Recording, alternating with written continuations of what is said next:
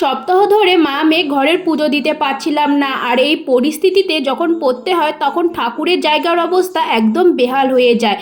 এই মাসেই যেমন আমি আর মা দুজনেই কিন্তু ঠাকুর পুজো করতে পারছিলাম না, তাই ঠাকুরের জায়গাটা একদম ধুলো জমে গেছে।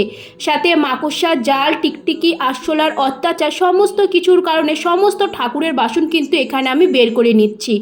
আর জন্মাষ্টমীতে তো অনেক ঠাকুরের বাসন বের করা হয়েছিল, সেগুলোও একবারে বের করে নিচ্ছি মাজার জন্য। তো মাকে বাসনগুলো বাইরে বের করে দিয়েছি, মা বাসনগুলো বাইরে মেজে নেবে। আর এখানে আমি ঠাকুরের জায়গাটা পরিষ্কার করব। এখানে ঠাকুরের জায়গাটা ছোট দেখতে মনে হলেও অনেকটা সময় লেগে যায় ঠাকুরের এই ছোট ছোট কাজগুলো করতে।